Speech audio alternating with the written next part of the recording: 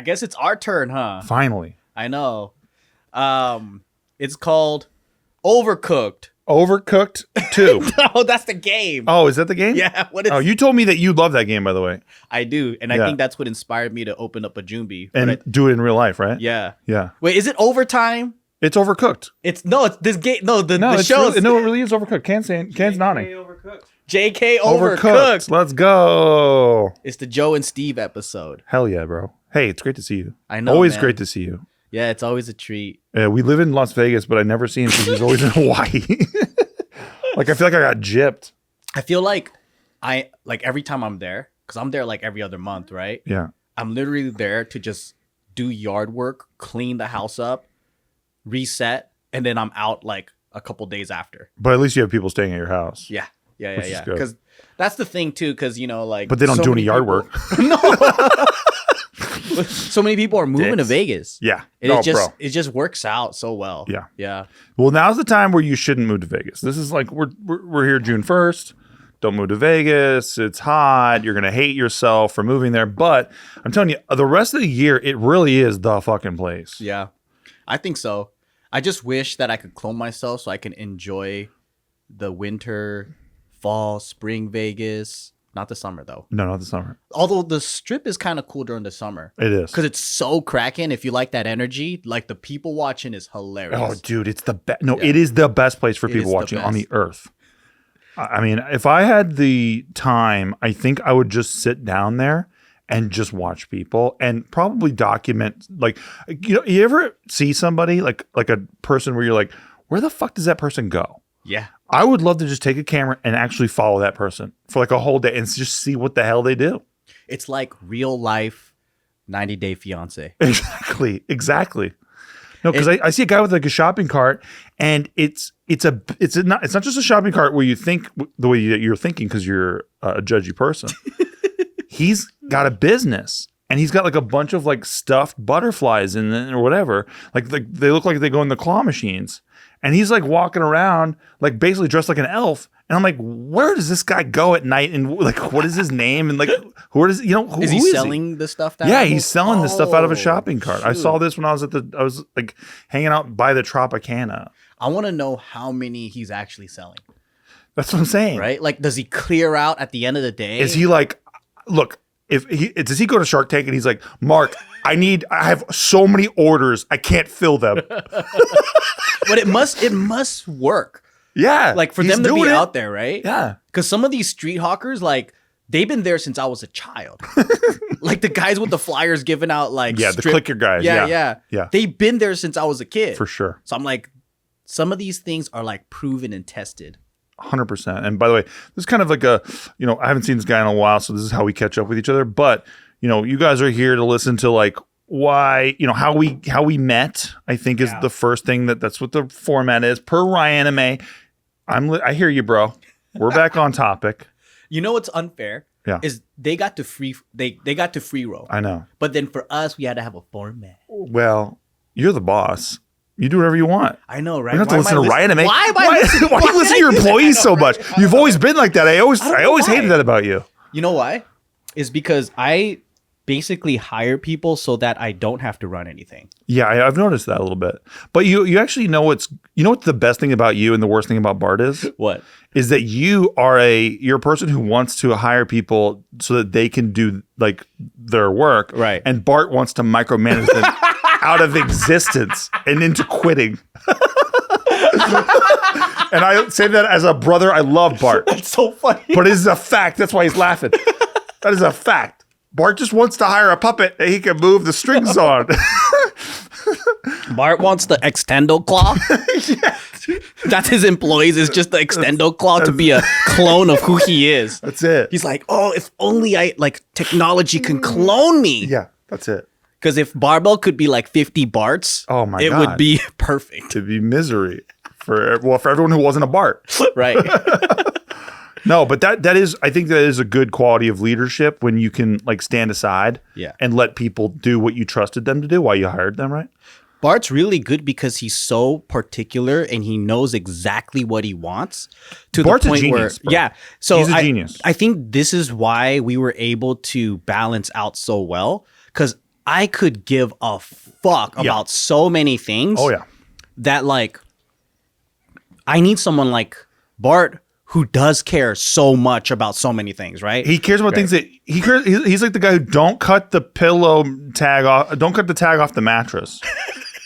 Right? Because he read about it. You can't do it. It's illegal in like 4 states. Yeah. And I think we're in one of them. Like it's like that. But no, I know exactly what you mean. Yeah. It is fascinating to see how you guys operate. But it is you guys created a great symbiosis of like how you guys both operate businesses. Mm-hmm.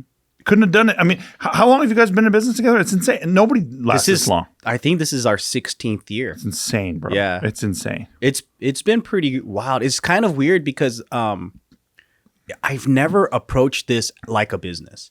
Yeah. Like the way that I work Joombi, the way that I've built other concepts or whatever, it's been I have a different hat on.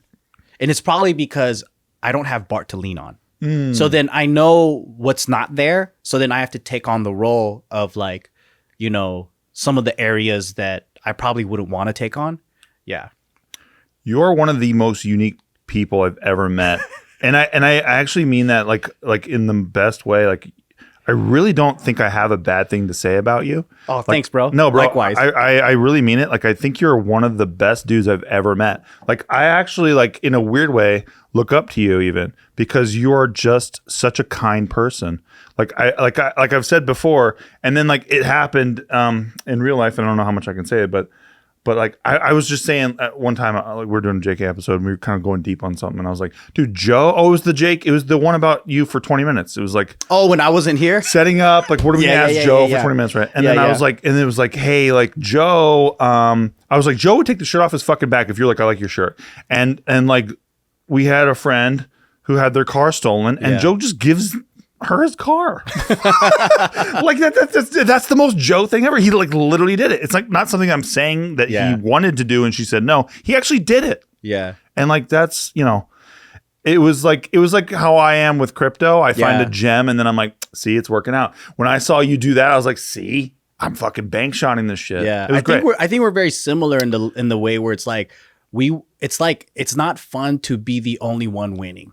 Right. 100%. And also, if you have a friend that probably it's easy for you to help them out. Like for you, it's so easy to just tell us all the information that you learned. Right. It doesn't take that much sacrifice from you to do that. But it would mean the world to someone who doesn't have the time to study crypto or whatever. 100%. And I had a hell of a ride with you doing that. Right. Ride of a lifetime. And I feel like which one?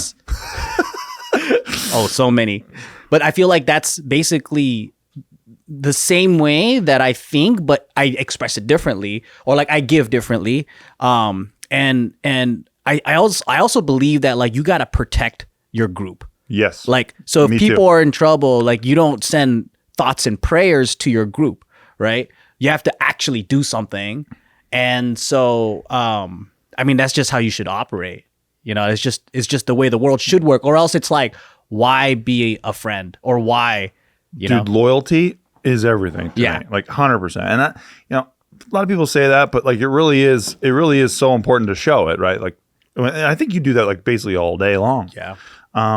But again, Joe's not the person who will bring it up, so I'm going to do it. Thanks, man. No, bro, I really, really always have appreciated you. I think that, you know, JK is such a special place. I always try to say that as long as I've been here. And I've been here for a while, I guess. Like, I think almost 8 years. Really? Has it been? Damn, it feels so fast. It's insane. Yeah. I feel like it's like birds of a feather, right? Like when we first met, we're going to go hit that topic, right?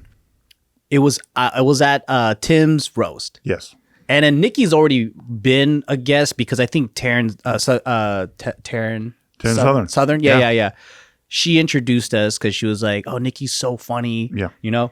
And she did great. She has such a nice ass. Probably she said that too. Yeah, she's like she naturally just fit in. Nikki was great. Yeah. She worked out really well with us. And we had her for a while and she would mention you from time to time. She goes, "Yeah, my I don't know if you were her boyfriend or husband fiance? At the time." Yeah, I think fiance. And then she would say like, "Oh, he has a YouTube channel too." And then it was like in passing, so we never really paid any attention to that. But then when we saw you at the roast, and then she introduced us, and you were hilarious. Like, you had us dying in tears, bro. Like, it was so good. And then I also it clicked that I seen your content before, the Bang Bus stuff. Yes, sir. I thought that was so freaking hilarious. Thanks, bro. All real. Where you would People don't believe it. All real. You would tell all these guys like, "Hey, you want to fuck porn stars?" And then the girls would be sitting next to them, and they're like, "Oh my god!" And then they would switch positions, and these guys would come in, and that was like one of my funniest. I would like die like laughing. You know what Bonnie Rotten told me? She's a porn star. Yeah. She was like, what's great about this is that they always do think that they're gonna get to fuck us, like even just socially, right? Like they just meet us and like out and about, and they like put their hand on our ass in a photo and all that stuff. And she was like, I really like how like this is like basically like a fuck you to that. And I was like, oh, you get it. Like that's really cool. So it's like you flip it on them. Yeah. And I so I remember like I didn't subscribe to your channel, but your videos would pop up. Like just so viral. I was just so viral. Yeah, it would. And then so like throughout the years, I would see it, and then I made the connection, and I was like, "Oh shit, you're that guy, right?" Yeah. And I was like, "Why didn't we ever invite you?" And then the first day you came by, I think it was like immediately we clicked. 100%, dude. Like and it was I've never so good. experienced before. Yeah, honestly. And I did YouTube with like the OGs with Cassim and this group called The Station and Shay Carl and all these people. And I had hyper clicked with them as well, but then. With you guys, it was like doing cocaine and clicking. It was like insane. We've known each other. It was that kind of clicking comfortable. So like we have similar values. We see the world the same way. We have more of a cynical take, but we prefer joy. And we all got into entertainment to actually craft something rather than to be famous or anything like that. Never had an interest in fame. Yeah. Really just wanted to say something. And I think that's what kind of separated us from a lot of other YouTubers because most YouTubers are literally there for attention, fame, and because they're lonely. They don't even know what they want to say. Exactly. It's the weirdest thing. Yeah. But they find a way to grab attention. And then, I mean, that's their thing, right? But for us, I wanted to create something. And then you had that writing background. You had talent. You wrote movies.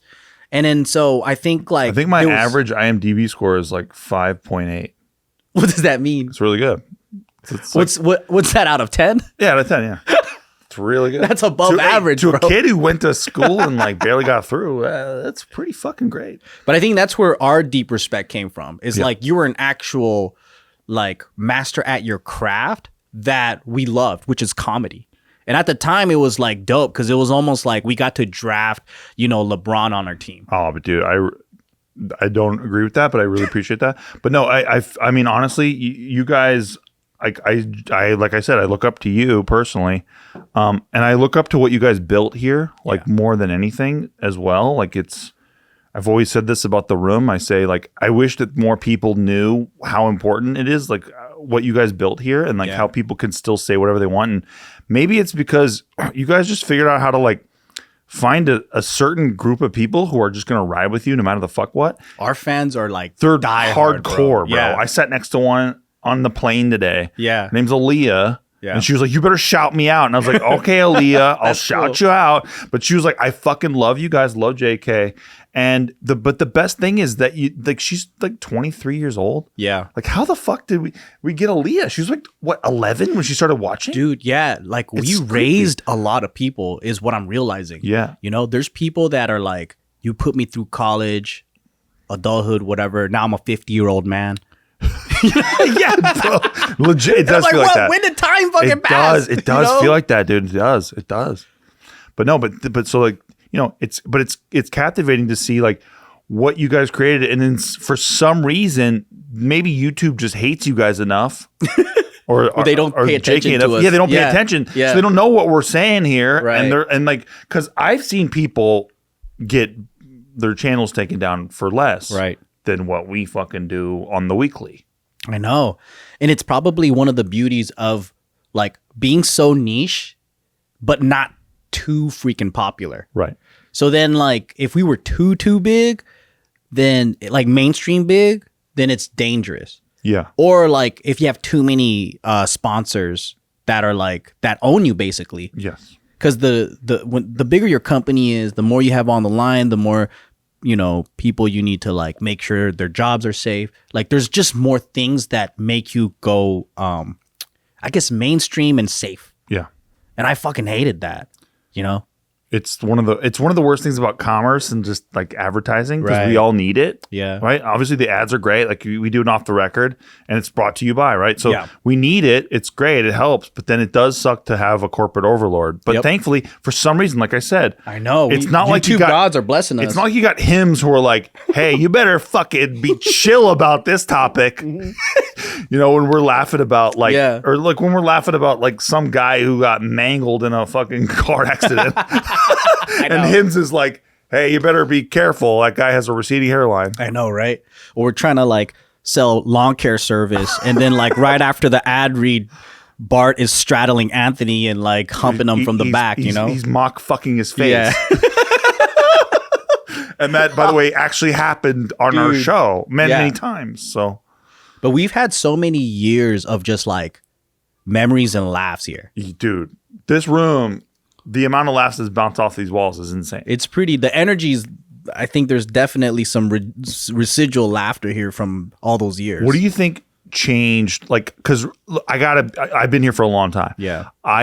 For a while, I think that you were kind of, you know, maybe checked out is the word. Yeah. You were focusing on yourself, which I think is really important. And Yeah. I don't denigrate you for that. I think it's really, really a crucial thing. But what brought you back, like made you feel like you're kind of, you know, alive again here? Yeah, man. I think when you do something routinely for too many years, and then at one point I felt like I was losing control of JK, like Bart too, right? Well, Bart was more so he was really spread thin. Yeah. Like he just had Taika, and then he was moving, and then just, you know, Bart was like, I'm only here to film, and then I can't really do anything else. Yeah. And he was like me, Nick. He was pulling a Nick. Nick was always, Nick with his clients, right? Yeah. And then for me, I think I can't pinpoint what exactly it was, but I don't think anything in my life felt like was working out correctly. So there was a time when I felt like everything I set my mind to, I was achieving, and I actually had a goal. But then for the first time, it felt like I was aimlessly like going through motions and routines, but like nothing was working out, and there were nothing but problems that I couldn't fix. It was like a sinking ship that I kept throwing water out, but I couldn't stop. Right. And there was a lot of that going on. So I think that took a toll on me. Personally, just from observing too, there was a lot of strange, like internal angst. Yeah. Right. Like a weird feeling of like, well, they used to do it this way and now they don't. Yeah. And like, fuck them. And I'm like, do you guys realize what you get to do for a living right here? Yeah. Like, do you realize that? For sure. It was very odd, and I'm not really throwing anybody under the bus. I just don't think that they knew like how this stuff works yet. Yeah, I think there was you know, like over the years, I think like I was learning how to be a boss. And so like communicating to the team certain things. Some people had different desires and wishes, and maybe for them too, they didn't have the courage to just go out and pursue their own thing. And maybe they felt like as a friend, they had to stick around because that's how we've been doing it for so long. And we never had that discussion, right? So I think like after I started to deal with it individually, like let's say former employees or whatever, right? As those things were being dealt with, I started to feel better and more relieved because the clutter was being cleaned up, you know? Which is a fucked up thing when it comes to people. Not just But people. no, I know what you're saying. No, the clutter of the mindset. Exactly. It was a mindset. It was mind a clutter. weird mindset. Yeah. I'm having Joe's back actually. Yeah. Because no, the mindset was so weird around here for like a little while, and it was very like, it was just like, I just remember being confused. Like I try to be empathetic. I really try to understand where people are coming from. I really do. But then sometimes I'm like, dude, at the end of the day though, this is crazy that we get to do this. Dude, and I give a whole month off, but I pay them for a full 12. Bro. And then we do paid company vacations all in. All the time. And if you want to bring your significant other, we pay for them too. How many times we go out to eat and like Bart and Joe pick up the tab every time? And then so for me, like the Every time, by the complaints way. and things that I was hearing sometimes, I'm just like, where's this coming from? But also it wasn't just internal like things that were bothering me about the company, it was also the fan base. So there is, like you said, the diehard group that absolutely love us, right? Yeah, we raised them since they were 10 and a half years old. Yeah. We were saying bad words and being racist. Exactly. And they're like, thank you. I'm 27 now and I'm a doctor. You inspired me through dressing like a mother and talking shit. Yeah. Thank you for denigrating the human race by like a half a percentage point. Yeah. I think it was also, like we were pandering at one point. Cause I remember we did. I remember. I got so, dude, I want everybody to feel like welcomed here. Me too, bro. Right? So I thought it would be good on the panel to have different voices, obviously. And I'm not saying that's wrong, but the different voices have to be intelligent and be able to debate it and be able to make sense, right? It's not just someone who's being disagreeable, but they're also butchering their position. And then also at the end of the day, it has to be comedy. So then if there's no comedy, someone there just wants to kind of refute your points or maybe shut it down completely. There's no debate. There's no discussion. And it ends up becoming like this like train wreck of a talk. And then I'm just like, but hey, there's a lot of nodding. I know. There's one person talking and a lot of nodding in the room. A lot of people going, oh, okay, well, and then looking at the clock, like Anthony Lee style. You know how Anthony does that shit. He looks at the clock, like trying to run away. Yeah. But no, they're like looking at the clock, like, all right, yeah, I'm just gonna nod for the next like fucking 6 minutes.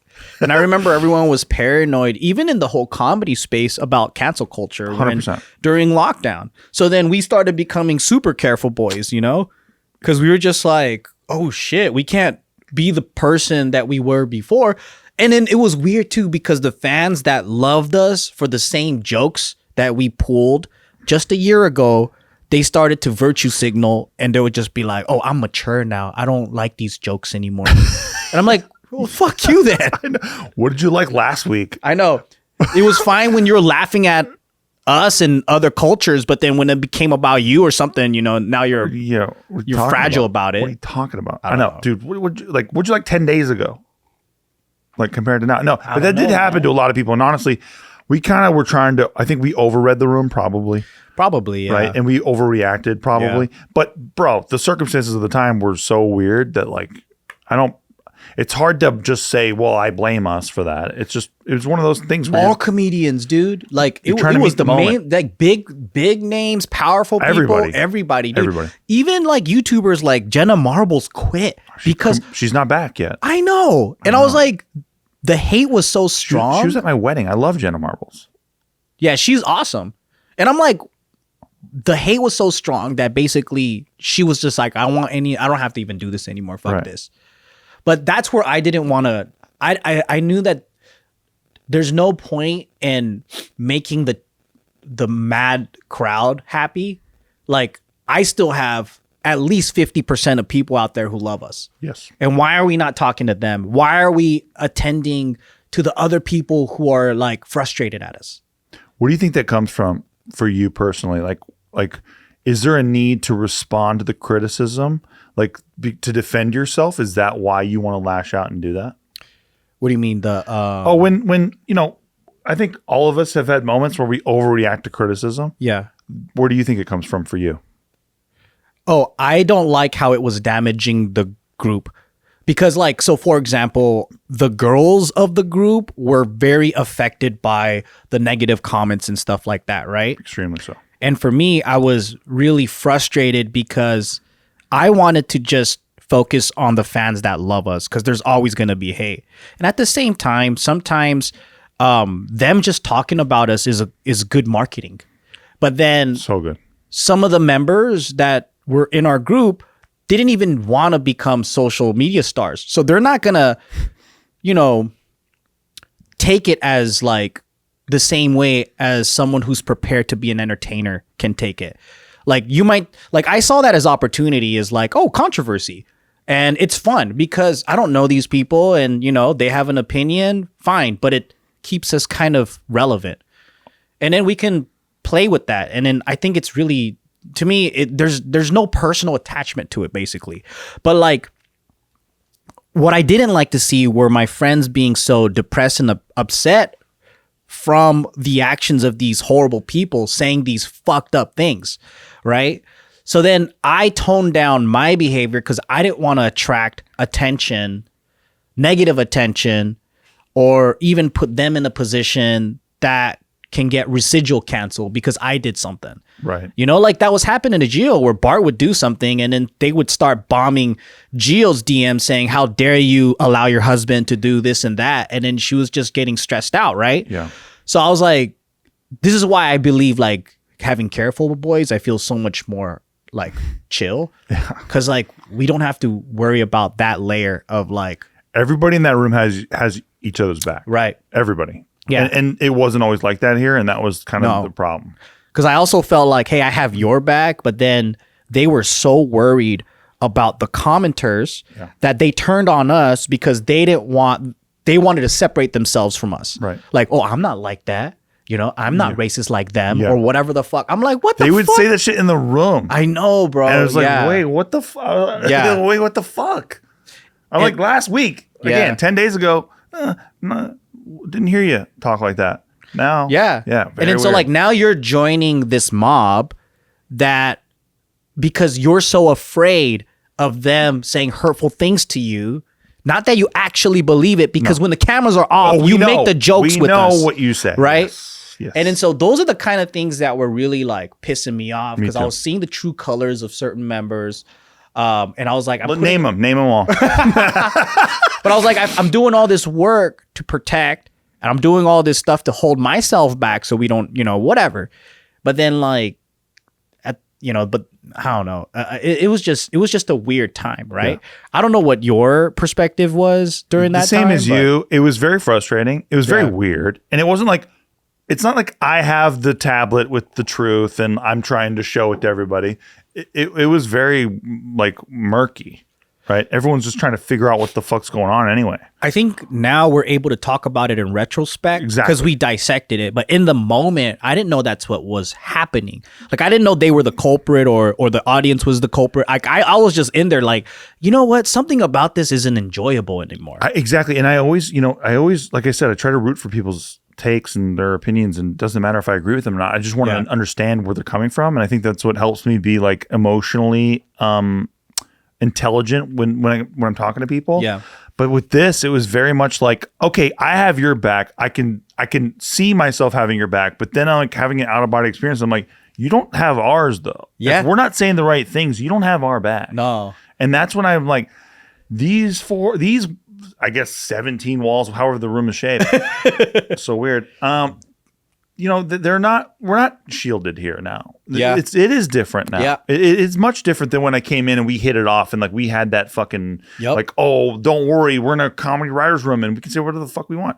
Now all of a sudden it's like, no, there's peepholes in here and like people are being self-aware and they want to make sure that everyone who's watching sees that they're being self-aware and good and doing the right thing. And that's what pissed me off. Yep. And I'll give you guys a little hint too, because there were moments where certain people, panel, also had control of the back end, whether it was the topic or editing style or whatever. And it wasn't just one person. It was a couple. Yes. And it was also during a time during COVID, right? Yes. There's 6 seats here. It was really hard to fill those seats. There's been even episodes where I sat next to a mannequin to cover, so we can keep the ones where I had to go to the hospital. Yeah, and then you got a. I had a weird like heart palpitation thing. Which runs in my family apparently, but yeah, that was crazy. We thought you were like gonna croak on us. Or something. Timmy D thought I was about to die of COVID, but I was like, this is not COVID symptoms, guys. That my heart is just going insane. Yeah, but yeah, it was things like that where it was like later when the video goes up, we're like that. Wait a minute, that was edited to make that person look so good. And I was like, by the editor, perhaps. Yeah. And I was like, how the fuck did this happen? Yeah. And it was one of those things where like, I remember, can I just contextualize this a little bit? Yeah. I remember being like, Joe, do you see what they just did to you in this video? Yeah. And you were like, no. And I was like, dude, you need to watch it. Dude. I'm like, this person gets to fucking take shots at you, and you're doing your thing, reading the room, doing what you do. Right. And then this person gets to take shots at you and edit it so that they're even more accentuated. Right. So they look correct. Way more correct. Because for me, like, we're playing a game here, right? The ultimate, yeah, we do get serious and we do talk about politics and all these things, but the ultimate goal is fun. Yeah, it's fun. Let's construct a joke together, or like let's have a good conversation. Let's give our different positions. Yeah, 100%. But the way that this was edited was like really a slam dunk. And then when you read all the comments, dude, it would just be like, oh wow, look, he put him in his place. And I'm all like, okay, so it's a competition. Yeah. So I'm like, that sucks because, you know, I'm over here. And look, if he's bank shotting all these things, right? Yeah. You don't need to zoom in on Jordan dunking. You just need to show the court. Exactly. But right? the emphasis is that's why you're putting the thumb on the scale, and that was just a cop out, right? It's a cop out, and it's insecurity. Yeah, and that's okay. And that's why I say I really do try to understand people. It's obviously there's some kind of weird insecurity going on, and so this person's trying to emphasize their points, and they're using editing techniques to do it. And it's like this, just like you're not having JK's back though, right? And that's what doesn't sit well with me, because as an improviser, and like, dude, that is one of the lamest things you could ever say. Don't worry, I know that is, but one of the core things is trust. Yeah. In any relationship, it's trust. And so when we're all going to take shots and step out on the limbs, and sometimes we go for that big joke and it doesn't land, and we fucking spin around on home plate instead of hitting the ball. Shouldn't we try to have each other's backs? Because we're on a team. We're wearing a jersey. 100%. But I realized that, so the difference here is we're improv troupe. This guy thought he was a part of the debate team. Yeah. So the difference is like right. so that's when things went south, is that some people, and that's not just there. one person. You're talking about, like, as an example. I'm talking about when things didn't go well, and when I felt like I was losing control of the company in general, like things like that. Like, I'm the owner of the company, right? And then they're going to construct a video that basically sacrifices completely my integrity, my Kali Moth on you. Right. Yeah. It's like, okay, I mean, whatever. If that's what makes you feel good, you know, I don't, to me, it's not a big deal. Yeah. That's why I didn't, you know, react to it in that way. But I just thought, okay, a person that's willing to do that means, one, they don't respect me. Correct. Right. And then, so that was more disappointing than anything, because it was like, you know, I let people talk shit all the time because it's funny, you know. Amen. And you're really good at that. And I read the comments. They're like, how can Joe let them do this? Joe's so oblivious. I know, and I'm like, yeah, they don't know. If the joke is good and if it's true, why not? Right? I don't know. But I also think that shows more strength when you don't get your panties in a bunch. Exactly, dude. God damn. The people who don't take things too seriously are always my favorite people. And why should you, from people that you feel safe with? Exactly. Like, that doesn't make any sense. And that's the integrity of the writer's room of JK. And that's what I always loved about this room. And that's what I always say. The room has to be protected no matter what. It has to be. And it wasn't. And that's where I think things started to really make me feel horrible, because I was like, whoa, I thought, you know, we were all on the same page. Exactly. Doing the same thing, common goal. But some people had personal agendas. They wanted to be the star. They wanted their whatever 5 seconds of fame or whatever. And I realized that some members would use this as an opportunity to build. Because one thing that I wanted to do was, you know, as we all grow together, I wanted to put everybody in front of the camera, right? So like certain members were able to build their own following, because I thought that would be a great way where, hey, if you build your own following, whether it's in editing, writing, whatever you do, you're going to inspire so many people. And honestly, bro, I think that's one of the biggest things I've learned from you personally, is that I always took, I think maybe too seriously, like the idea of like, well, like this person's trained. I remember saying that to Nikki 1.5 million times. They're trained, they're comedically trained, blah, blah, blah, train. Yeah. And you will take people who aren't quote unquote trained, but you put them in this great environment that you've built, and you know how to extract like the best from them, because it takes time. And I've seen people flourish from that, like who wouldn't traditionally even have that shot. And I just think that that's fucking why you're so good at what you do. Yeah, I think I know how to pick like a strength. Yeah. And then see like, oh, I can see where this is gonna go in a year or two. And then so I've seen that. yeah. And I'll give them a shot because also some of them. Like, who would give Nick as many shots as you gave him?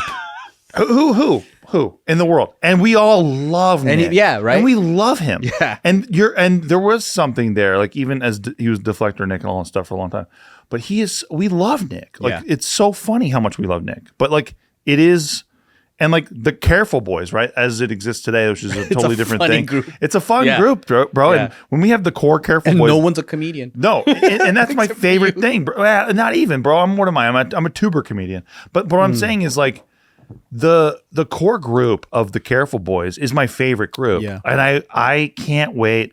Even like when I see my phone light up and it's from Careful Boys chat, I can't wait to see what you guys have to say about the world. Yeah. And I think that's what people have really hooked on to. But like that doesn't happen anywhere. Like that, I think that is a result of like you guys incubating this like crazy experiment, and then like it evolving past. Maybe we even came out of the woke era as Careful Boys. Obviously, that's the title, but capitalizing on it in such a different way. I think by just taking normal people, like fucking dancers. There's more dancers than regular people on the show. Yeah, and dancers are not even. Look, I don't like dancers. I'll be honest. I don't like him. Yeah, Can's right there. I don't like Can because he's a dancer. No, but it really is. Who would give a dancer a platform to talk? But this so asshole, funny. Right? That's so funny. But is that not something that we're all thankful for? Like honestly, yeah. Like Anthony Lee, he brings in so much. He's so everyone great. has different qualities about them that are so strong that I'm like, dude, they're just not either harnessing it or someone's not seeing this. And normal me would go like, hey, can we have that dancer like just do that? Just doing dancing or dance shit, and like maybe you could do a podcast where like a dancer's like for I don't know how you because it actually doesn't make sense. Like if you think about what I should be doing is I should be going to all these improv go to the groups, Ice House, and I should be trying to scout those guys to be a part of the group. I should be hiring an editing team from maybe an editing company or whatever. That's where it should come from, right? I never did anything that way. And I think it's probably because we had to be resourceful from the get because we never had funding. We had to do it all from But scratch. why didn't you guys get, because like you guys at one point, I'm not going to talk numbers, but you guys were pulling in like insane amounts of money a month, right? Yep. And you had the option to do the shithead thing on which tubers fall victim to. Right. I'm going to hire official Hollywood help, right? We tried, and then we interviewed them, and I think it just didn't work out with the company culture. Because like there were guys that wanted to come in, and then we were just like, you know what? There's something off here. It just doesn't work. And at the time, my vision for it, and it worked out for almost over a decade. The whole family company environment, what you saw on the vlogs, all that stuff was genuinely real, And I'm just talking about the dark side here because there's no company with no dark side. But if you think about how Disney, right, they're perfect. No dark side. Yeah.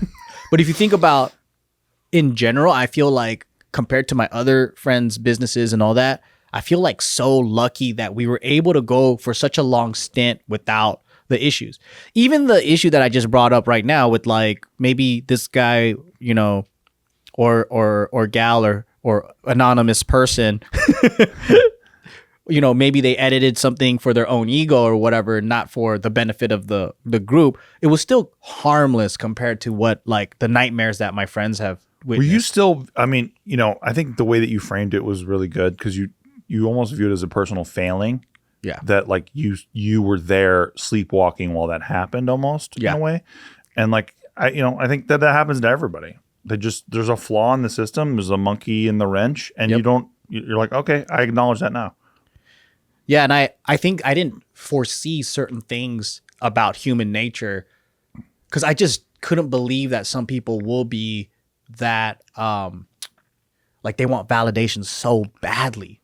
Or they were so desperate to, I'm like, be right about something or want the affection of strangers.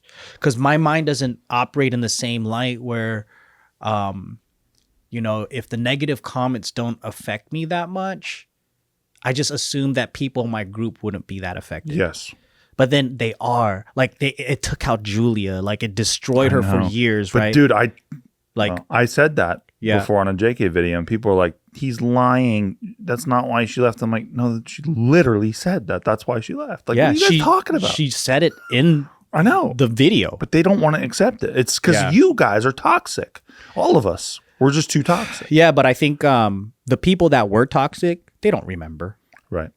There's people have amnesia, and I think that's the issue, is like they don't understand how much their actions and what they say can really harm someone on the other end. Yes. Like, if it's like me or Bart, it doesn't matter, but like someone like Julia, or someone who genuinely loves everybody and wants to be accepted by everybody, that weren't meant to be entertainers in the first place. Julia was here to be behind the scenes, but as a supporter, she did everything that we basically needed help for. And if it meant being in front of the camera, she joined in. And then so she doesn't like attention. She doesn't want to be a famous person. But when you say Julia was loving, is that really true? Because she didn't love Josh as much as I wanted her to, as a fan. As a fan of the show. You talk about the fanfics. Yeah. Oh my God. We got some dirty fans hilarious fans out there. Dude, one of my favorite moments in JK Discord history, which there's a JK Discord. Hey, check it out. Yeah. Patreon.com, JK. Just Kidding News. Just Kidding News. Yeah, you got to join the Just Kidding News to be a part of our special Discord. It's a great Discord. We had an older Discord when we were just getting going, right? But I remember one of my favorite moments was I started a channel called Josh and Julia Fanfic Forever. That. Yeah.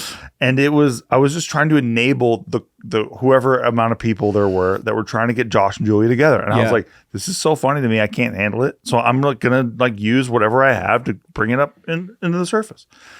And then I remember it was like Halloween time.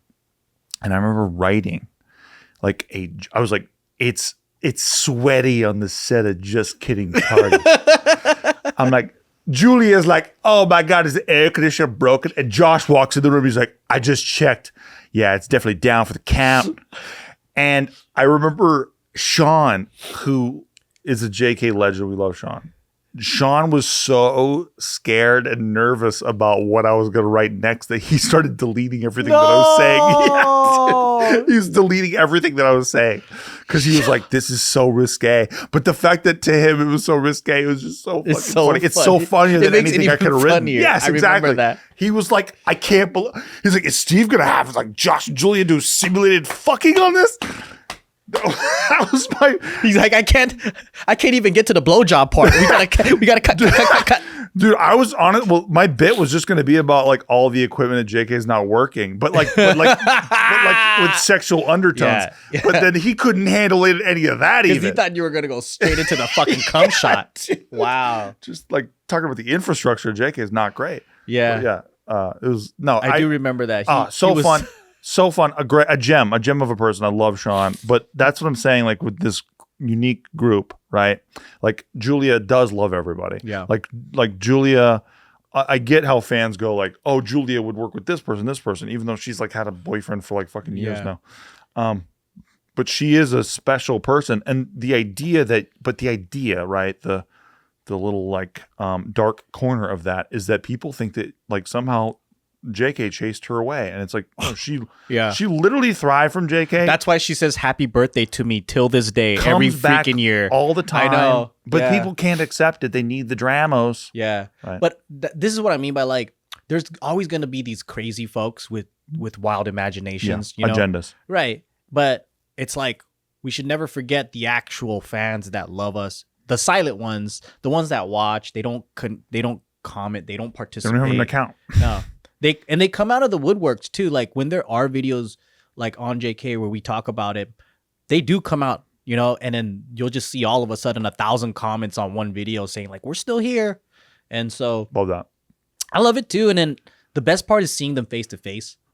Yeah. Honestly, I was having a bad day this morning because like airport stuff, blah blah blah. Yeah. And then I sat next to a JK fan, and I was like, man, I'm so lucky, right? Yeah. Like I can't believe how lucky we all are because you and Bart had a stupid idea in a parking lot like fucking 15 years ago. And Hannah says this too. Like she's like, I can always tell when they're your fan, and I'm like, why? It goes, because they dress cool, and then they're actually cool people. Yeah. So I'm like, It's rare.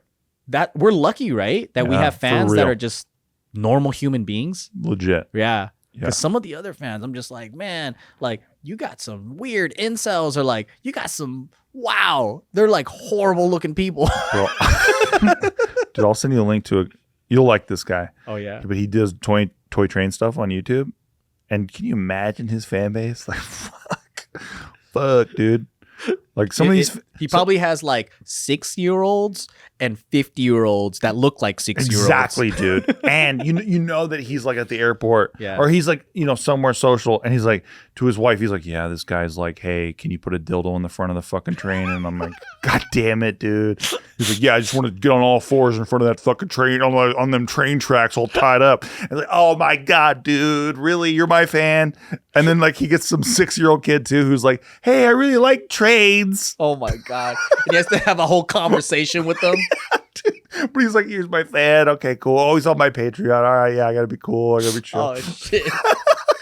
Can Yep. you imagine the nightmare? I know, but we have the coolest The amount best. of fans. I think so like slowly gaining back control of this, having a team that's fun. We all have each other's back. The attitude is The so attitude, different. Everyone wants to Yes, be here. they want to be here. There's no complaining. There's no like. Who bitches about being a JK? Nobody. No. Nobody. If I have one complaint, it's the lighting here. Because like It is pretty bad. It reminds me of corporate Yeah. office. But like Yeah. I say it out in the open. Like I know. that's what to me, if you have shit to say, just say it. That's the biggest thing is like I don't think we're unapproachable. I Never. don't think we're people that you can't talk to. So I don't know why like You'll take minimal action. That's what people don't know. that's why I don't know why it's like why did they pent it up? I don't know. I don't know. I don't know. Because you guys make fun of you guys more than anybody makes fun of you guys. But that's why, like I've said many times, my love language is getting my balls busted. And so that's why we all got on so quickly. So I think that was probably one of my like early leadership flaws is not accurately understanding the relationship I have with my team. Or like also probably not being approachable. Cause I've heard that like, I'm intimidating or like I'm whatever or difficult to talk to, or maybe I did do something early on because like we had members that were with us for over 10 years, right? So I'm like, maybe they're holding on to something of 25-year-old Joe, Right. and then 25-year-old Joe might have reacted differently when they tried to bring up a concern or whatever.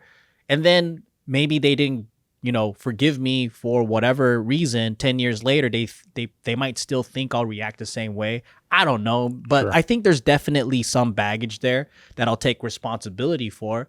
But the thing is, I never got the opportunity to have that like sit down and like, let's hash this out. And it just some stuff was just like a big surprise. Like when I never predicted that certain members would not be able to handle the fame. Mhm. Like when I put them in front of the camera and all this stuff, like they would all of a sudden get a following and all this stuff. And I was kind of shocked because like let's say it's an insignificant compared to, some of the people that we have as guests or whatever, but they're acting more diva than the people that are. Well, yeah. that, So like cool JK fans are just relating to the nice person more than the diva person, and so then Yeah. they're getting more of a following. Yeah. Right. Yeah. You're right. Or like, yeah, more like they might be acting like a diva even all of a sudden because they have a following. Oh well. Yeah, then yeah. that flips. That's what I mean. That's Then what it I'm like. flips. Yeah, And it for would sure. shock me because certain people are like, I never thought that you would be this way. Yeah. And on top of that, you're never trying to be a star or talent, on camera person. Yeah. And then there's a lot of things about people in general that I learned over the years that I didn't predict well. I did in some ways, but in other ways I didn't. Yeah. Is that something where you're like, I know what to do now, or is it just something where you're like, fuck it, I'm just gonna believe in people anyway, and we'll see what happens? I think I know how to give my time to people that show actual, like, I don't want to say promise, but like, it's more like the older you get, right? You assess people better, hopefully. Yeah. Because in the beginning, I thought that all people needed was resources so they can pursue the things that they need, or maybe information. But I think I was completely wrong about that. Like, you can't teach someone motivation. You can't teach someone inspiration. You can't teach someone like positive attitude. Those things are just like inherent behavioral traits. And unless they want to, those things will just not, like, you can't make someone stop complaining. Like, if that's their personality. Well, you can hit them or throw them down the stairs. But if they're like an extreme cynic, right? Yeah. And then they complain about everything, like, that's just who they are. And you got to accept that and roll with it.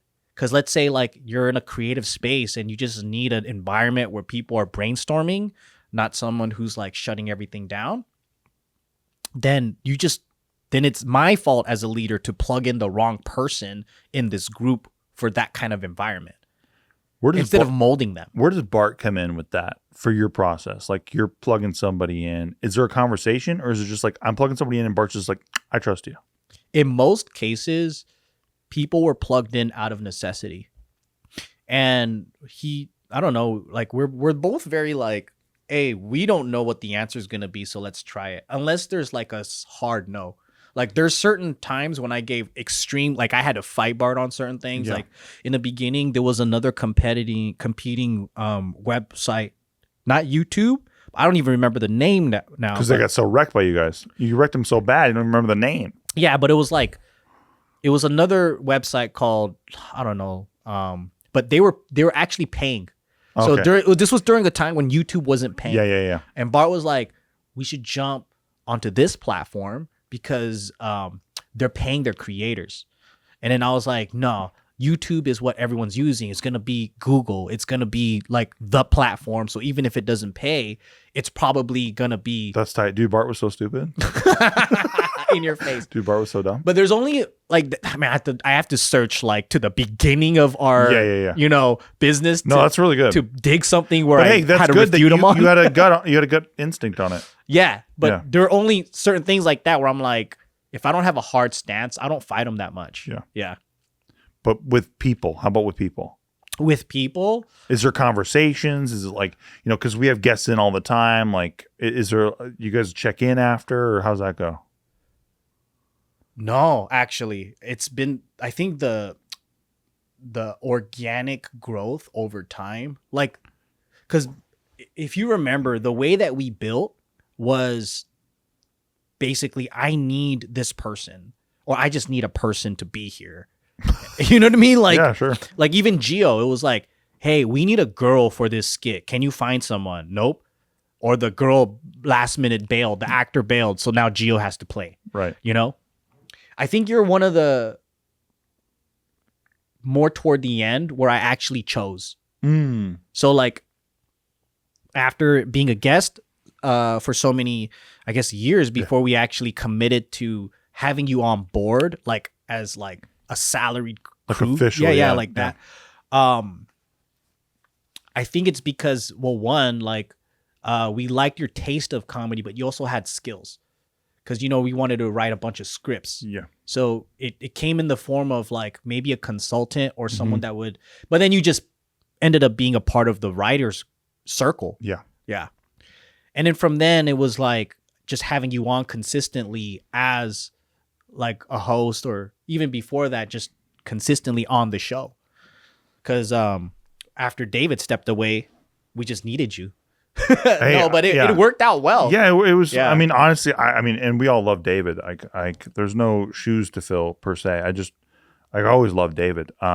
When David's on, it's so fucking fun too. Yeah. But no, for me, it was just great because it came at the right time for me. My channel got demonetized, all that shit. Yeah. And then I just remember being like, well, what's next in this chapter of my life? But you were actually like discussed and picked too.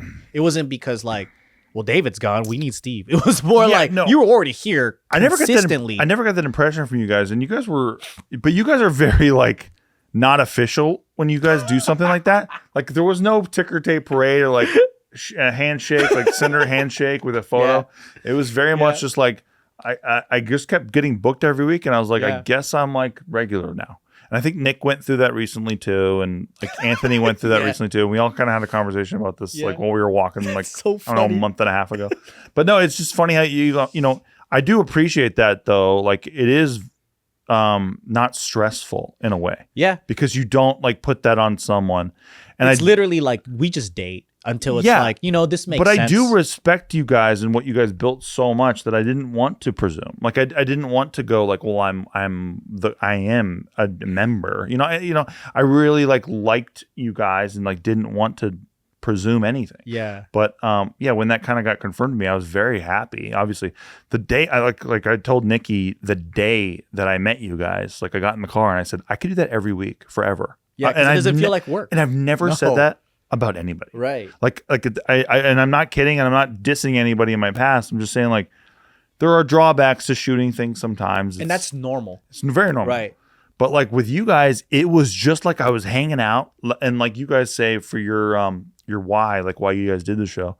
It's like we're hanging out in the parking lot after we all like had dinner. Yeah. And like it is like that. It is. And it just didn't feel like we were doing any work at all. Yeah. And it hasn't, frankly, for fucking 8 years or whatever. No, and that's why we keep it going.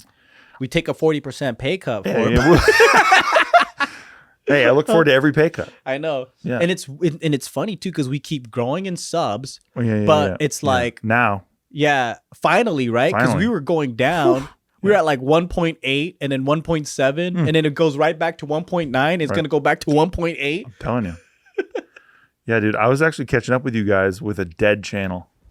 Really? Yeah, that's how I knew. I was like, how many subs is your non-active? 1.7. Oh my God. I was like, dude, I am on a sinking ship, but I think for some reason I'm a Zeppelin coming up out of the clouds. So as a business owner, right, we've kind of touched on all that a lot, but as a creative yourself, is there anything in JK or like, you know, is there something you have inside you creatively that you can't get out yet because you do this so routinely and then you go back to Junebee, Hawaii?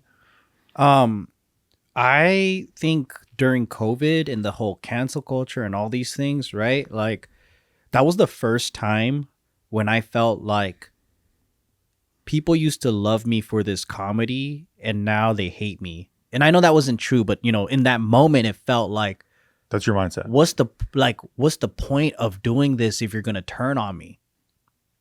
But again, I think like when you're just in a heightened state of mind, you don't really recognize that there are a silent majority that love who you are. And then they haven't stopped loving the content that you created.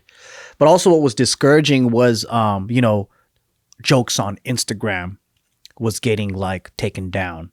Or like every time you would invest something and post something, like your channel will get violations and all these things, right?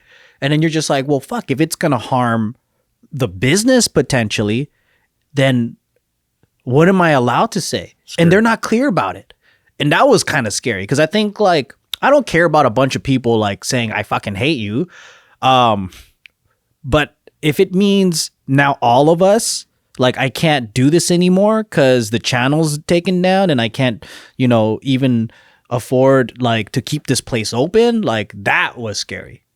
And then without any warning, it can happen.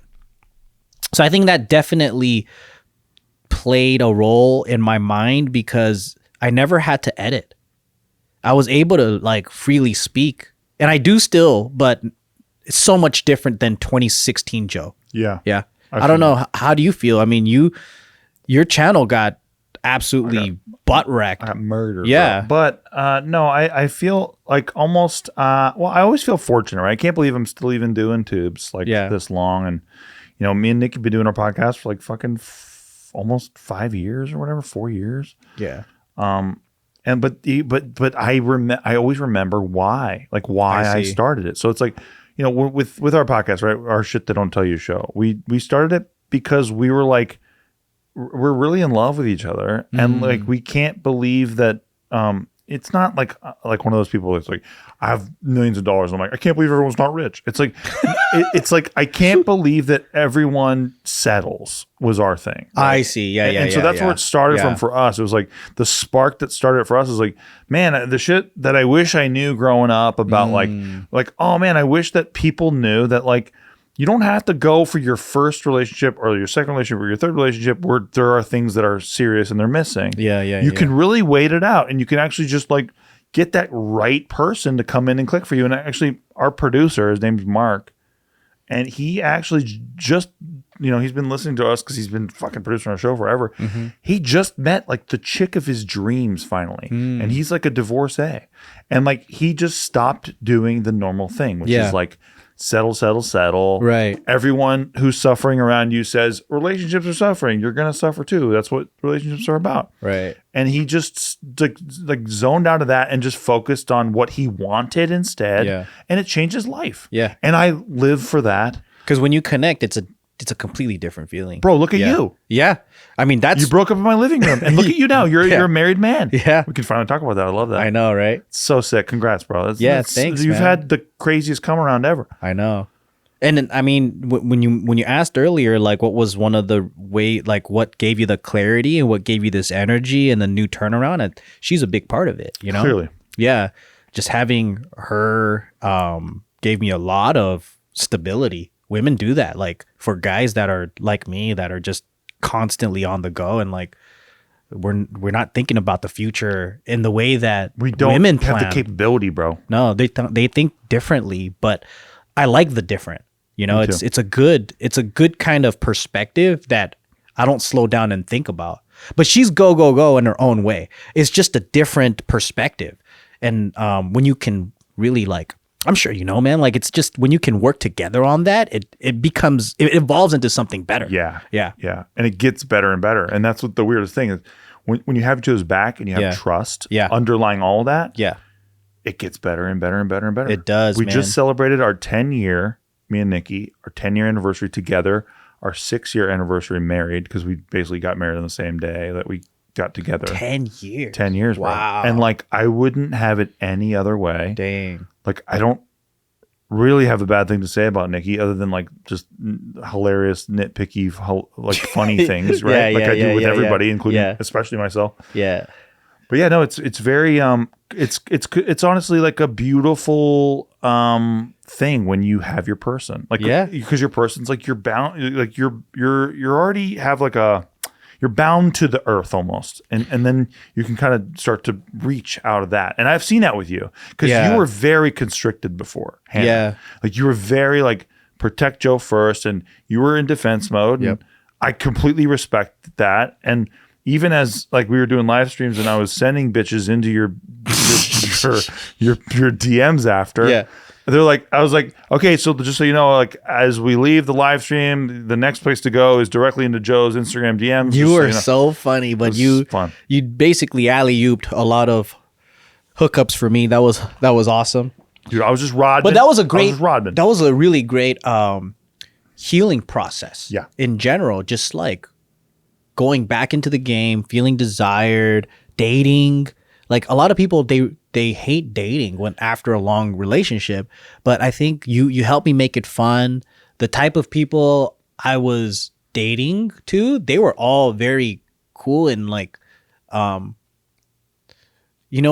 was good experiences. It didn't work out, but they were all like, I think you learned about yourself.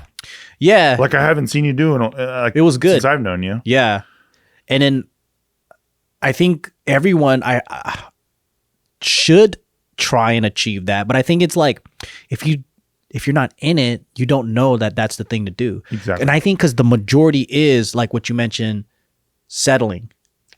Because like previous to breaking up in your living room, I think like we were both in that situation for a long time. Yeah.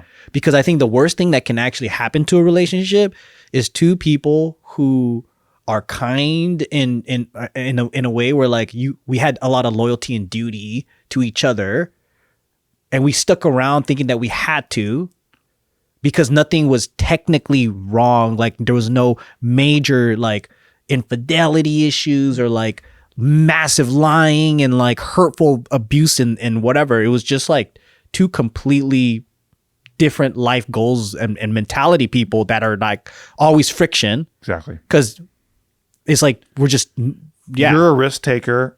She wasn't as willing to take those risks. Yeah. She owns that. She knows that. Yeah. She's said that many times.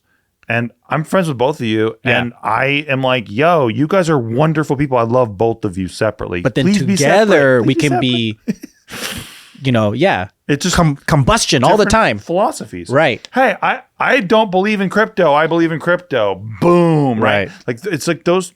Then I'm just using an. But if there's absurd- too many disagreements Yes. on just how you view the world and the things that you want to do, then it ends up having too much friction. I'm an environmentalist. I drive Hummers. Exactly. And that's how it was. Yeah. And it's just, this just wasn't a match. It was like I was a vegan and she's a carnivore or whatever. And it's like, how the fuck are we going to decide on I dinner? make jerky in my Right. fucking backyard. Yeah. But I think But you guys are still friends. 100%. But that's what I'm saying. The people and don't we know still that, work though. together. Exactly. So like people don't know that. But behind the scenes, like there's still like there's no hard feelings there. Exactly. So like it was a beautiful breakup, maybe the most beautiful breakup I've ever seen in my own living room. and it was because at the end I think that's what made it so horrible is the fact that like there was really no legitimate reason to. If this was fucking 1910, it's like it's like why? Yeah. Right? Well, like, you guys would live for 15 more years, so I you didn't die, but yeah. die of smokestack inhalation. Yeah. Coming back from the coal mine and like Dude, give me yeah. that. But yeah, no, exactly. But like, yeah, it was not, at this point it's like, okay, this is convenience then because we don't need to be together. But I remember during that time, there was no real example. And so like, if like, let's say There wasn't a catalyst. Like, well, for like, if 99% of the relationships around you are dysfunctional and unloving, right? Well, I don't want to say unloving, but they're going through hard times. Maybe in the moment they're not being loving, right? Then you just think that's normal. If your family members, relatives, best friends, whatever, and they can't also be a voice of guidance because, so like, let's say they're working out their own shit, right? And if it's only one couple telling us, saying like, maybe that's not a good idea, you seem like you're in the wrong. Yes. Or you seem like you're delusional. You seem like you're delusional. Right. You want a Disney movie. Right. It's like, hey, maybe it worked out for you guys because you guys lucked out. Yeah. Or And you're not that I lying. thought that way, but it could just numbers wise. Yeah. Right. I'm getting all this confirmation bias from people that the majority of people around me, and I'm like, maybe that's just what you're supposed to do. And from us coming from broken homes, we don't have that what to look at. And that's where I realized like having a partner that has parents that are like loving and they're still together is such a fucking big deal. Cause like some parents are together, but they're not loving each other. That's my parents. Right. And then that's hard to see too. But when you see like Hannah's parents, they fucking are, they're still friends. Like they hang out, we go out together. And it's like, this is what produces someone who believes in love and marriage. I love that. Yeah. That gives you hope. It does. And then so for Hannah, she's never had a boyfriend. She's dated and whatever, but I think that's what she had high standards for men, which I feel like pretty dope that she chose me. But she has 3 brothers too. So That's why. Yeah, she has high standards of what a good guy should be.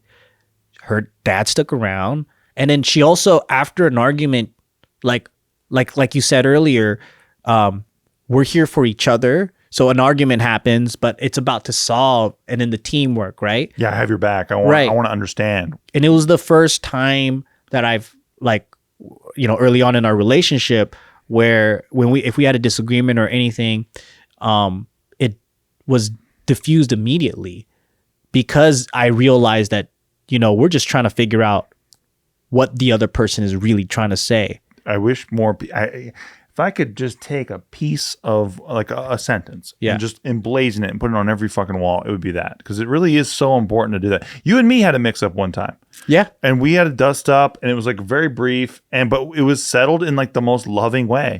Yeah. Cause I mean, at the end of the day, like I don't feel threatened or hurt or unheard by you.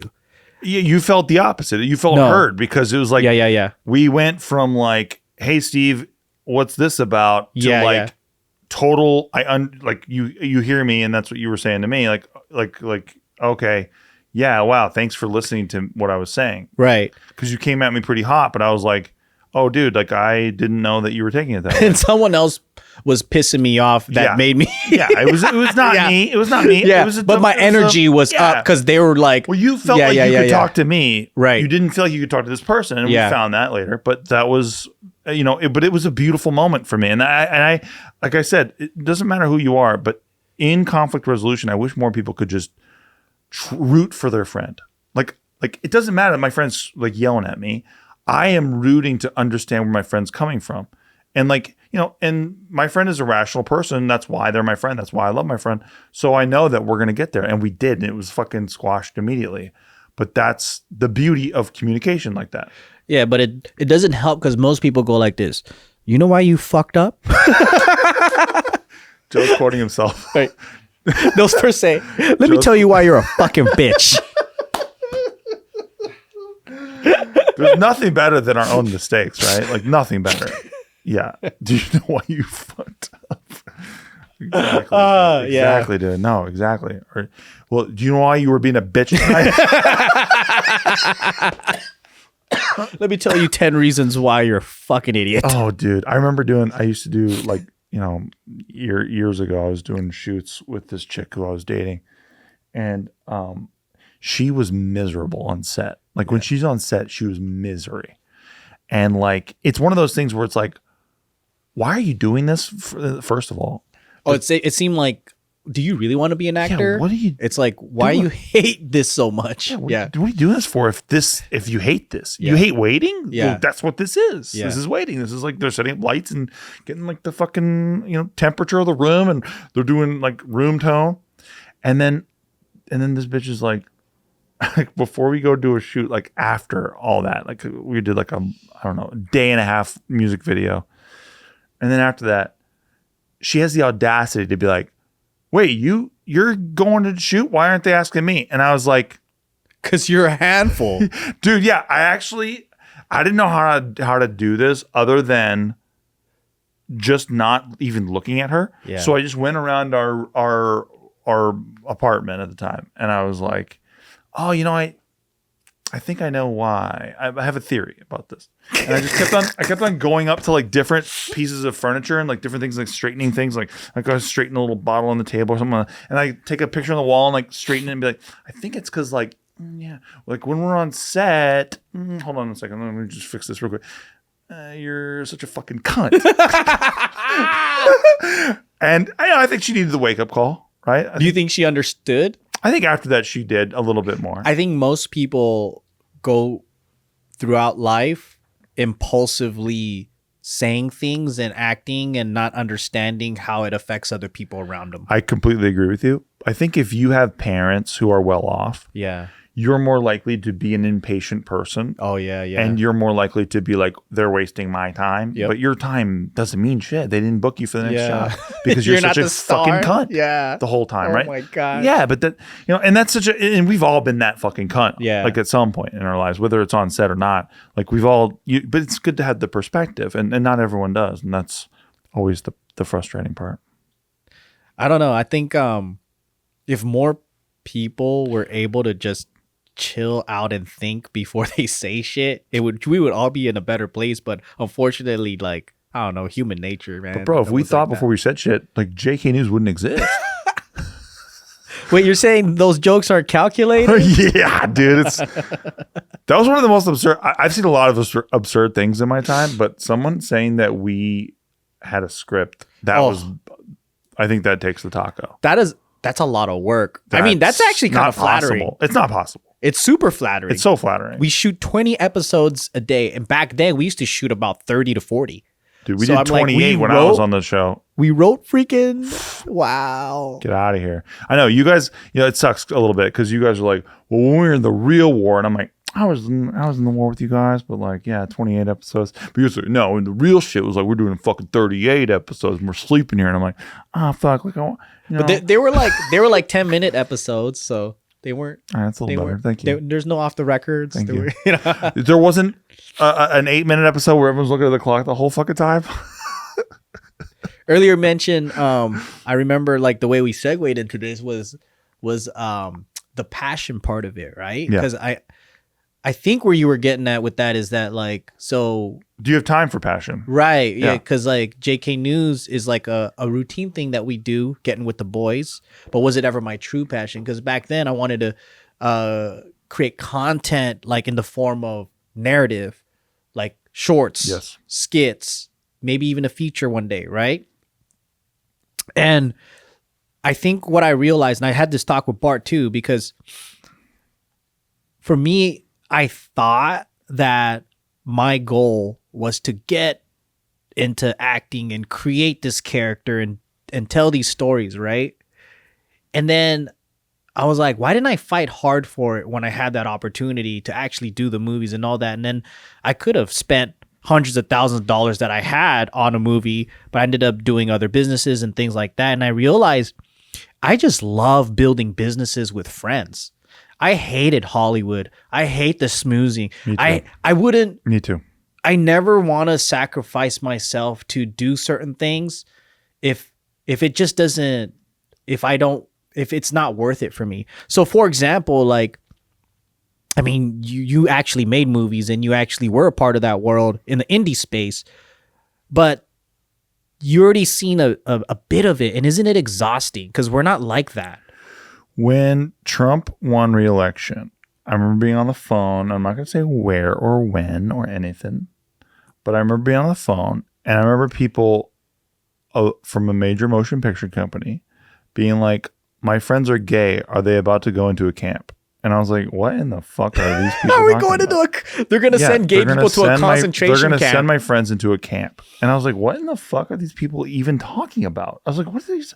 And I'm not even like, saying like, oh, like, yeah, Trump's the best. I'm like, no, like, what are you guys talking about? But like, you're in another world, right? That's it's so like you're just in like an elseworlds universe. That's not real. That's so wild. Yeah, that's what I mean. Like, so when that was one of my first examples of that. I also remember like during COVID, I went and got a shotgun. And like some of the people that I knew in that world were like very offended that I got a gun.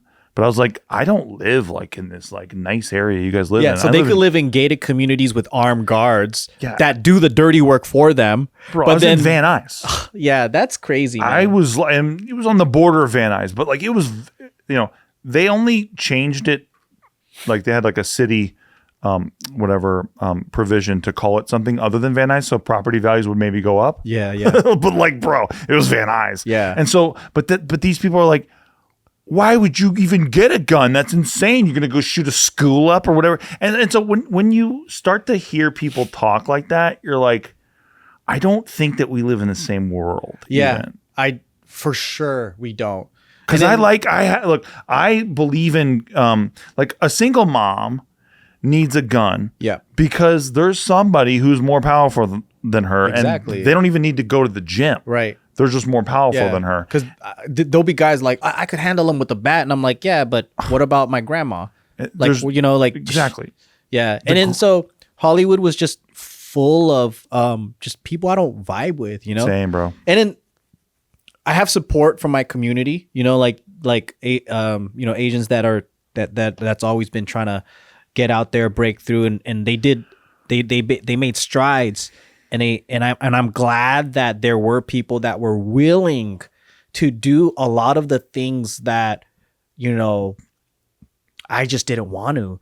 Because then, it takes a certain personality to go in there and just be above all that shit and still go through the auditions and then still work with people that they might not necessarily like. But to me, that's a skill in itself. Because you have to have a strong personality and a lot of patience. Because like us, we don't. We'll just get into arguments straight up. And then we'll just tell people, I think, what me, you, and especially David one of our things we love doing is if someone's a piece of shit, we can't stop bullying them like in front of them. Yeah. Like, and letting everybody else know what a fuckface they're being, right? And by the way, and I'm such a rider. Right. I don't even like the phone bros because David doesn't. I don't like them. I don't like them. I'll tell you right now. You don't even know them. I've never seen because of David. But I'm a rider. I'm a fucking rider forever. Yeah, and then that's how we are too. Yeah. Like it's like, oh really, David? This fucking producer was a dick to you? All right, well next time I see that fool, I'm gonna fucking be so funny. He's gonna leave there with his tail tucked between his fucking legs, right? And then I think, and at the end of the day, it wasn't about achievements. I think it was about being able to continue a way of life and freedom with my friends. Yeah. And then so you've proven that. That's like literally your life. Yeah. And then so I think if passion, it isn't really just making the biggest hits or doing this or whatever. And I think I got a lot of that out of my system in my early years. And now it's just about like having a business idea, assembling a team, getting excited about it together and executing it well. And as boring as that sounds, I feel like I had so much creative stuff out of my system that now I'm having a lot of fun doing just like more traditional business. I don't know. Like, no, that totally makes sense. I mean, you're literally proving that. You're showing up every day in Hawaii making boba tea for people. Like you're doing it. Yeah. But you clearly like it a lot. Oh yeah, I like it. Why? It's so different from the creative field.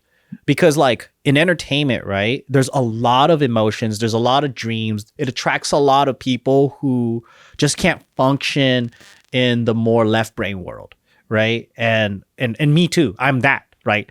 And it's a lot of it attracts also people who want to find meaning and purpose and self-esteem and like they want to get away from that. Whereas like something like a cleaning company or a farm or like, let's say even Jumbi, right? Things like that already exist and people aren't going there to escape and find themselves or like be somebody, right?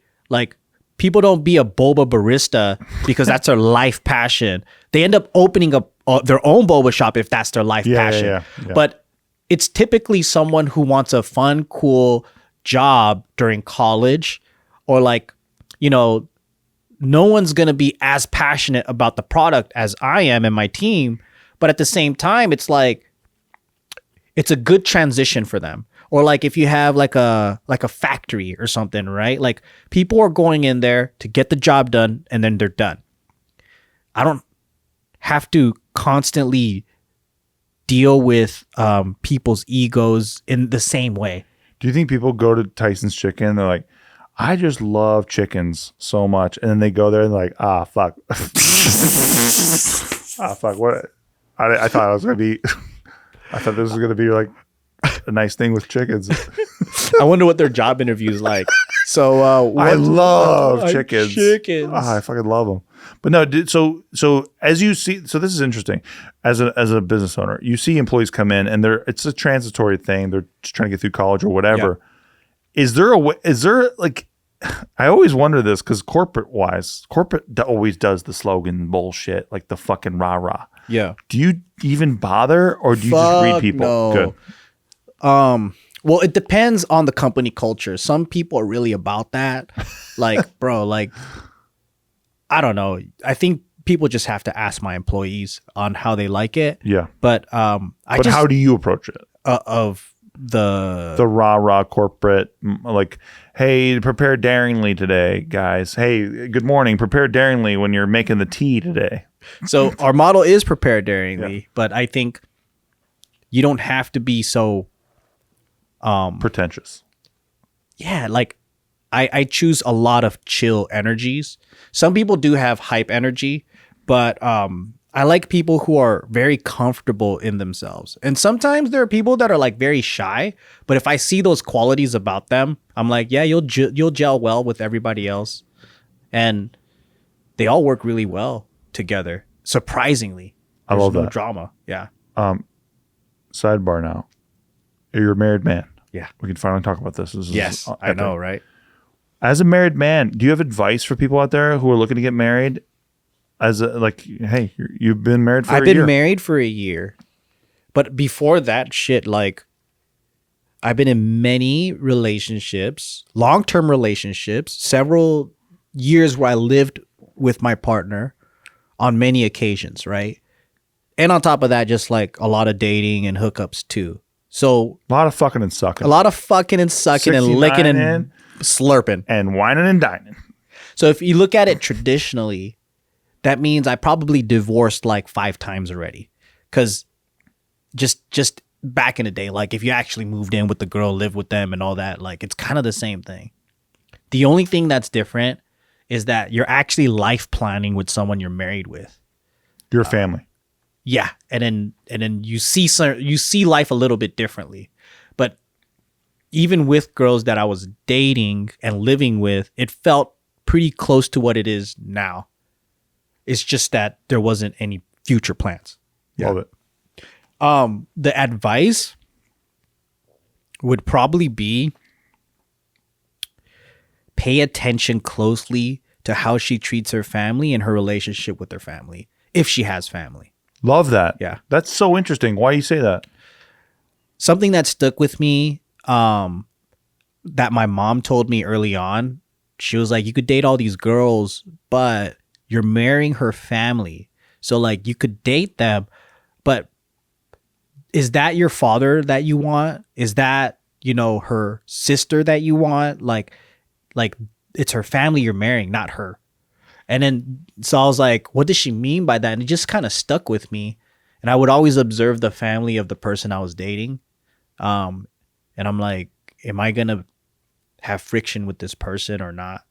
But I would add the extra layers. How does she treat her parents? That's really good. Yeah. And how does she treat her siblings? Yeah. Nice. And I think right from the jump, Hannah's like, she's always involved in her brother's lives. They're all like friends. They hang out. Like we went hiking with their brother. Like, her. You're talking about you just saw them in London. No, when we were in Wales, and I've seen them interact. And I was like, okay, this is dope, because it's one thing to hear and know, but like to see it in real life and then be a part of it, and then knowing that that's your family now too, it's pretty cool. Love that. Yeah. Gonna wrap it up now. It's time to wrap it up. But I do genuinely hope for everyone listening that you find a friend in life who is as genuine and as great a friend as Joe Jitsukawa is. Hey, the same could be said about you, bro. Like you're genuinely someone who wants the best for their friends, right? Like I don't really see you as someone, and this is what I hate about a lot of people, is that like they don't sing praises of their friends when they're doing well. They're in this internal competition and battle and insecurity and jealousy. I don't get that from you. Like you live your own life and you have your own things that you like, but you have such a diverse group of friends because I think you root for everybody's success. And I try to collect people like that. And it's really a good trait to have, because there's so many people out there that do the opposite. Like, and as soon as I notice that about people, I kick them out of my life. Yeah, dude. It is. Look, there's like you said about this town, right? It's transactional here. But that's why, I'm not a fan of LA really, of the LA culture, I guess. Yeah. But no, it is a fascinating endeavor, I guess, to try to understand. But yeah, I just, like you said, I really root for people, everybody. I hope everybody wins in life. But I know that sometimes to win, you have to lose. And I'm one of those people who have lost to learn to know how to win, right? Yeah. And so to piggyback off of that, where do you think the crypto market is going? Oh, right? I mean, crypto's here to stay. It's been here too long for it to disappear. Yes, sir.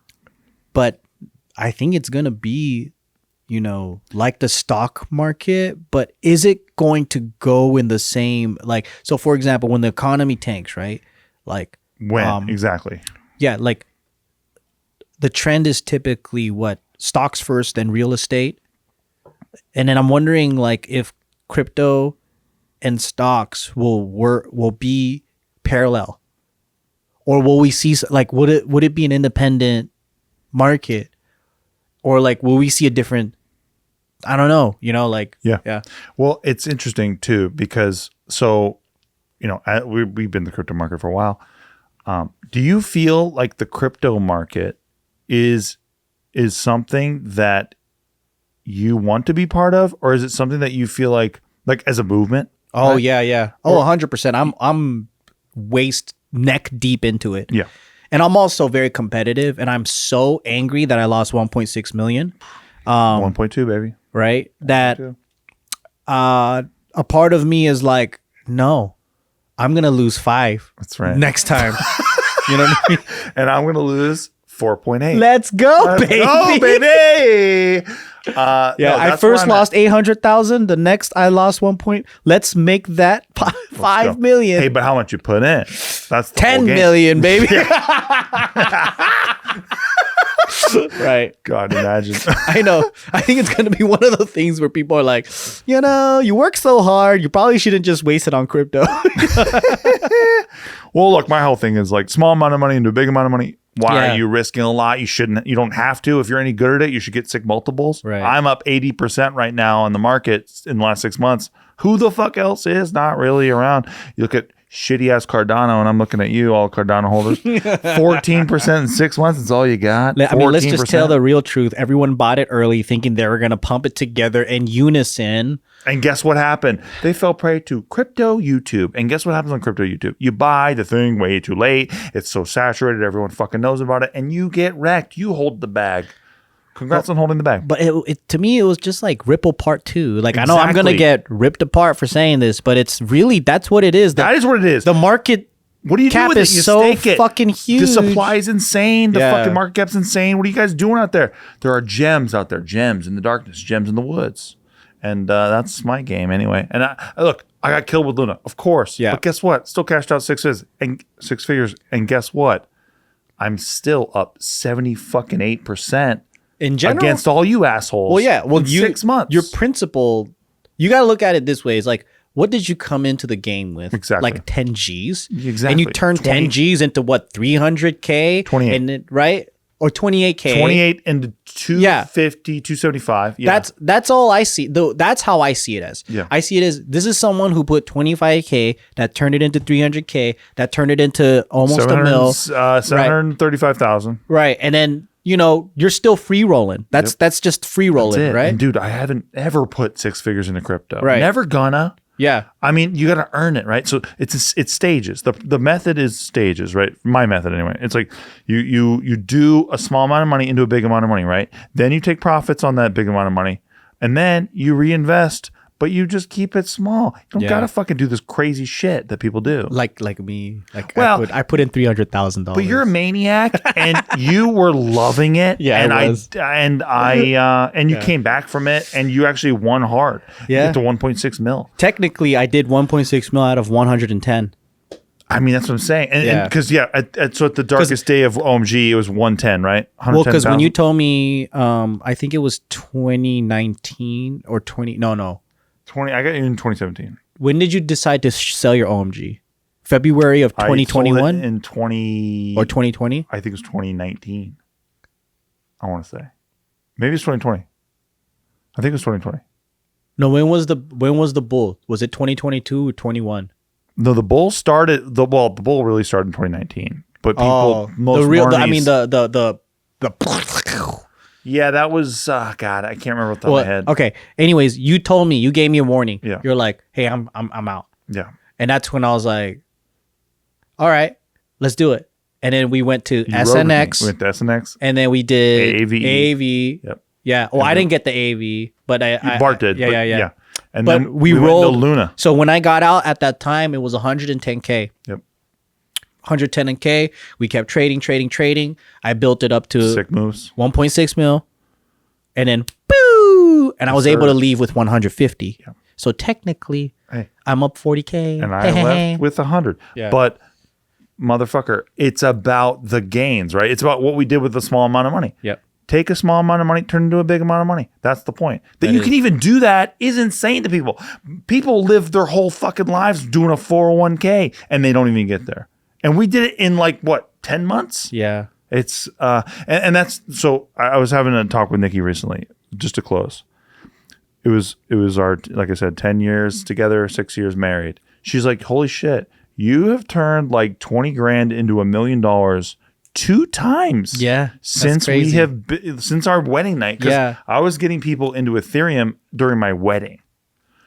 And I think there's still so much gains to be had because it's still 22% of the world has crypto. Yeah. 22%. And in the market's not even close to what the stock market is. No way. So like. That's it, baby. 100% agreed. Yeah. Anyways, me and Joe always have to flirt about crypto. Yeah, we got it. Yeah.